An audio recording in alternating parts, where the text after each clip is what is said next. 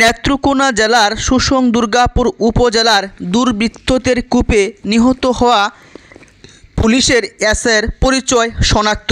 তিনি দুর্গাপুর উপজেলার ৩ নং চণ্ডীগড় ইউনিয়নের নওগাঁ গ্রামের বাসিন্দা। তার নাম শফিকুল ইসলাম। তাকে গত ৯ জানুয়ারি দুর্বৃত্তরা এলোপাথারি কূপে আহত করে। আহত অবস্থায় তাকে দুর্গাপুর উপজেলা স্বাস্থ্য কমপ্লেক্সে নেওয়া হয়।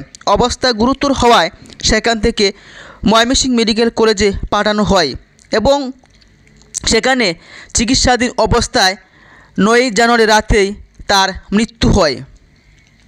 বৃহস্পতিবার সন্ধ্যার পর পৌর শহরের উকিলপাড়া এলাকার পানমহলে কয়েকজন দুর্বৃত্ত তাকে এলোপাথারি কূপে গুরুতর আহত করে। স্থানীয়রা এ ব্যাপারে পুলিশ সদস্যকে জানায়। তিনি পানমহলে পান খাচ্ছিলেন, চা খাচ্ছিলেন, গল্পগুজব করছিলেন।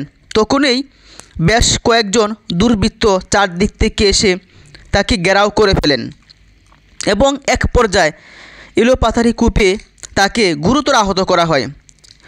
স্থানীয়রা দুর্গাপুর উপজেলার পুলিশ সদস্যদেরকে জানিয়েছে তিনি দীর্ঘদিন যাবৎ জামালপুর পুলিশ লাইন্সে কাজ করতেন। তিনি হয়তো ছুটিতে বাড়িতে এসেছিলেন, এমনটাই অনেকেই বলেছেন। নিহত এসআই শফিকুল ইসলামের পিতার নাম রফিকুল ইসলাম। তিনি জামালপুর পুলিশ লাইন্সে কর্মরত ছিলেন। ছুটিতেই তিনি গ্রামের বাড়ি দুর্গাপুর গিয়েছিলেন। মৃত্যুর সত্যতা নিশ্চিত করে দুর্গাপুর থানার ওসি বাচ্চু মিয়া তিনি বলেন, ওই ঘটনার পরপরই ঘটনাস্থলে পুলিশ পাঠিয়ে সিসিটিভি ফুটেজ সংগ্রহ করেছে আমরা।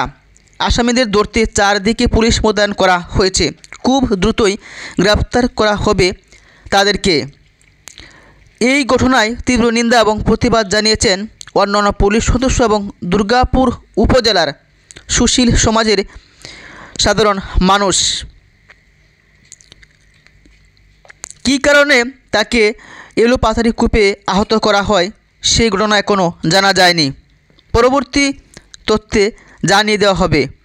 ধন্যবাদ।